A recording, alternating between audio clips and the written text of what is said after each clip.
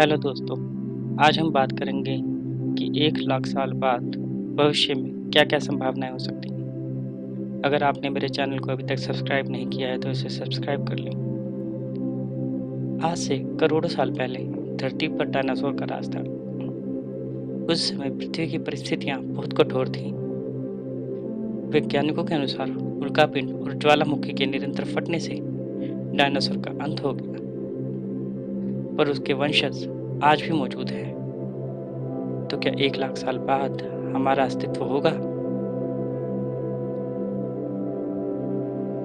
मानव सभ्यता का विकास लाखों साल पहले हुआ और हमने प्राकृतिक संसाधनों का उपयोग करना सीखा और धीरे-धीरे हम उन्नत होते गए। आज हम बहुत ही आधुनिक युग में जी रहे हैं, पर क्या 1 लाख साल बाद भी हम जीवित रह पाएंगे? बुद्धिजीवियों के अनुसार आने वाले युग में वैज्ञानिक ही पृथ्वी की कमान संभालेंगे। उन्हीं के ऊपर हमारे अस्तित्व का सारा भार होगा और हम सीमाओं की लड़ाइयों को छोड़कर अपने अस्तित्व को बचाने के लिए जद्दोजहद कर रहे होंगे। हमने आज बड़ी-बड़ी आधुनिक मशीनें तैयार कर ली हैं, जो हमारी हर ज़रूरत को पूरा कर सकती हैं। आज हम मंगल पर बसने की सोच रहे हैं और हो सकता है कुछ सालों में ये संभव भी हो। पृथ्वी शुरुआती दिनों में बहुत गर्म थी और फिर धीरे-धीरे ये ठंडी होने लगी, जिसे हम हिमयुग के नाम से जानते हैं। पर आज के समय में वो सभी बर्फ धीरे-धीरे पिघल रही है और अनुमान है कि आने वाले कई सालों में अंटार्कटिक पूरा पिघल जाएगा। फलस्वरूप समुद्र के किनारे बसे शहर नष्ट हो जाएंगे, साथ ही कुछ द्वीप भी जलमग्न हो जाएंगे। अनुमान है कि जिस तरह हम प्राकृतिक संसाधनों का उपयोग कर रहे हैं, कुछ ही सालों में वो खत्म हो जाएंगे। तब हमें इन संसाधनों की अधिक ज़्यादा चिंता होगी।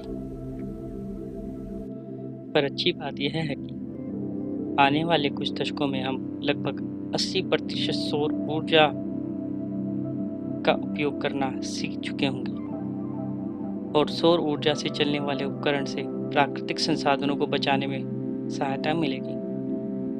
एक और अच्छी बात यह है कि हम मशीन के एआई यानी आर्टिफिशियल इंटेलिजेंट को इतना उन्नत कर चुके होंगे कि वो हमारे जन्म से लेकर मृत्यु तक हर कदम हमारी सहायता करेगा।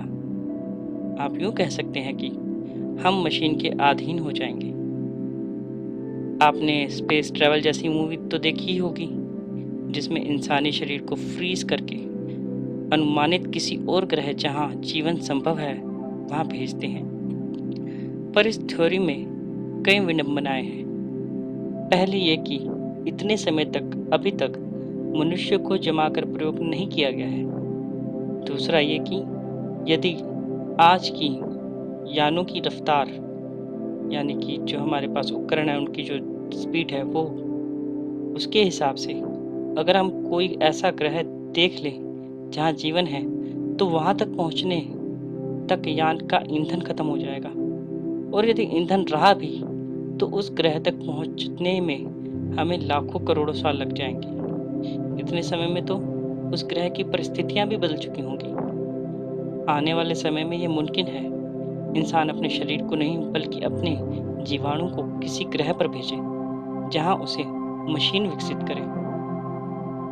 हो सकता है परग्रही से भी मिले, जिससे ये पूर्ण रूप से संभव हो जाएगा कि पृथ्वी के अलावा और जगह पर भी जीवन संभव है।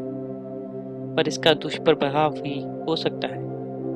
हो सकता है परग्रही और हमारे बीच युद्ध हो। इसकी संभावना अभी ना के बराबर है, पर यह बात सच है, मानव अपनी सभ्यता बचाने के लिए कई अन्य सभ्यताओं के विनाश का कारण बन सकता है।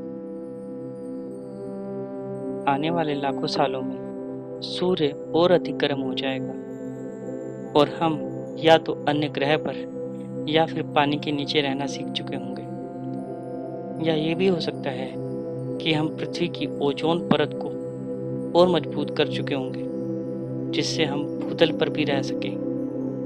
या सूर्य ठंडा भी हो सकता है, जिससे हमें उससे मिलने वाली ऊर्जा कम हो जाएगी।